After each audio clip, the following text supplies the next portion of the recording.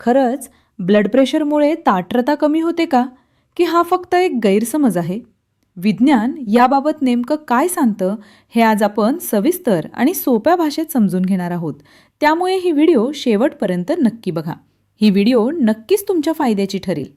आज भारतातच नव्हे तर संपूर्ण जगात एक आजार वेगाने वाढतो आहे आणि तो म्हणजे उच्च रक्तदाब, हाय ब्लड प्रेशर म्हणजेच बीपी. अनेक लोकांना बीपी आहे हे माहीतच नसतं, कारण सुरुवातीला याची लक्षणं फारशी जाणवत नाही. पण हाच बीपी हळूहळू शरीराच्या आत मोठं नुकसान करत असतो. सर्वप्रथम ताठरता म्हणजे नेमकं काय हे समजून घेणं खूप गरजेचं आहे.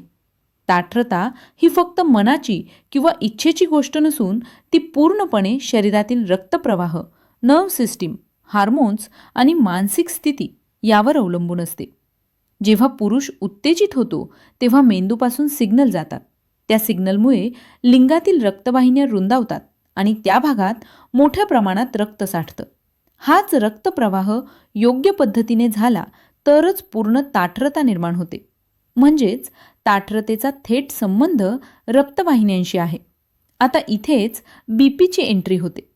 उच्च रक्तदाब म्हणजे रक्तवाहिन्यांमध्ये सतत जास्त दाब असणं. हा दाब दीर्घकाळ राहिला तर रक्तवाहिन्यांच्या आतील भिंती कठीण होतात, त्यांची लवचिकता कमी होते आणि हळूहळू त्या अरुंद होऊ लागतात.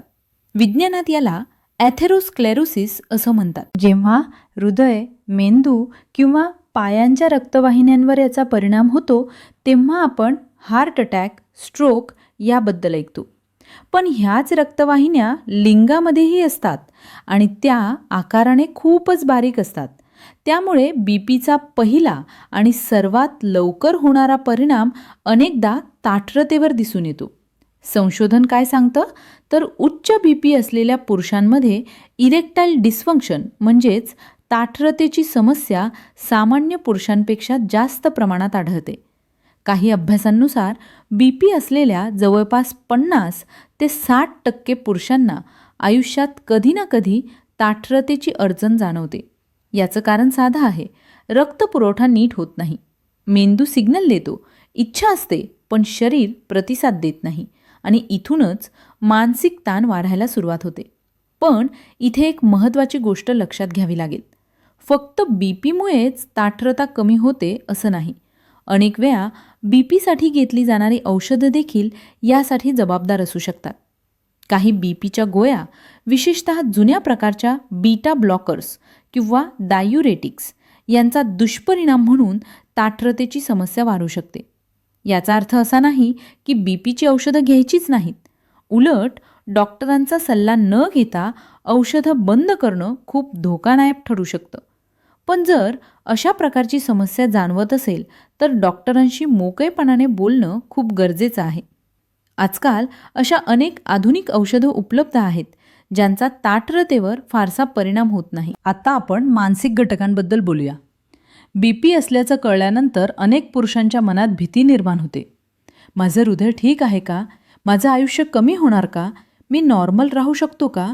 असे प्रश्न सतत मनात फिरत राहतात. हा ताण, ही चिंता आणि सततचा ओव्हर थिंकिंग यामुळेही ताठरतेवर परिणाम होऊ शकतो. कारण लैंगिक आरोग्य हे फक्त शरीरावर नाही तर मेंदूवरही अवलंबून असतं. त्यामुळे बीपी प्लस मानसिक ताण एखावं ताठरतेची शक्यता आणखी वाढते. पण इथे एक दिलासा देणारी गोष्ट आहे. विज्ञान असंही सांगतं की योग्य उपचार, योग्य जीवनशैली आणि योग्य माहिती यामुळे ही समस्या खूप प्रमाणात सुधारता येते. बीपी कंट्रोलमध्ये ठेवला तर रक्तवाहिन्यांचं नुकसान थांबवता येतं.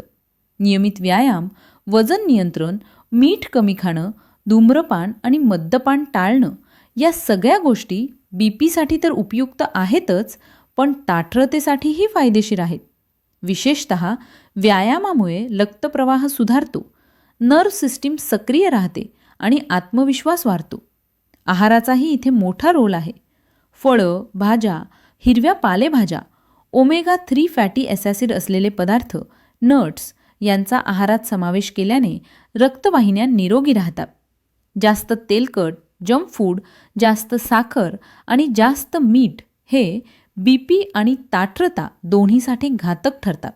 म्हणजेच जे अन्न हृदयासाठी वाईट आहे तेच अन्न ताठरतेसाठीही वाईट आहे.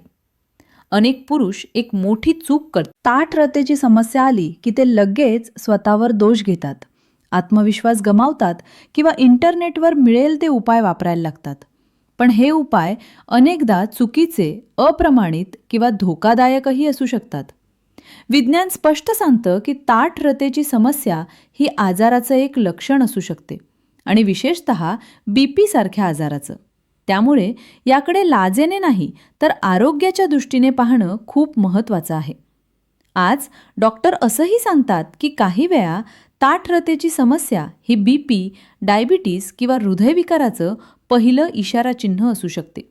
म्हणजेच शरीर आधीच संकेत देत असतं, फक्त आपण ते समजून घ्यायला हवं. योग्य वेळी तपासणी केली तर मोठे धोके टाळता येऊ शकतात. शेवटी एक महत्त्वाचा मुद्दा, BP असूनही अनेक पुरुष पूर्णपणे नॉर्मल, निरोगी आणि समाधानी लैंगिक आयुष्य जगत आहेत. फरक फक्त एवढाच आहे की त्यांनी समस्या स्वीकारली, योग्य माहिती घेतली आणि योग्य उपचार केले.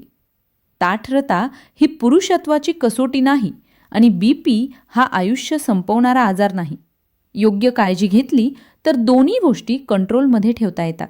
म्हणूनच जर तुम्हाला किंवा तुमच्या ओळखीच्या कुणाला BP असेल आणि ताठरतेबाबत शंका वाटत असेल तर घाबरू नका, लाजू नका आणि चुकीच्या उपायांकडे जाऊ नका. विज्ञानावर विश्वास ठेवा, डॉक्टरांचा सल्ला घ्या आणि जीवनशैलीत छोटे पण ठोस बदल करा. कारण शरीर जेव्हा बिघडतं तेव्हा ते शांतपणे इशारे देत असतं. ते इशारे वेळेत ओळखणं हाच खरा शहाणपणा आहे. ही माहिती कशी वाटली हे आम्हाला कमेंटमध्ये नक्की सांगा आणि व्हिडिओ लाईक करा, शेअर करा आणि चॅनलला सबस्क्राईब करा. धन्यवाद.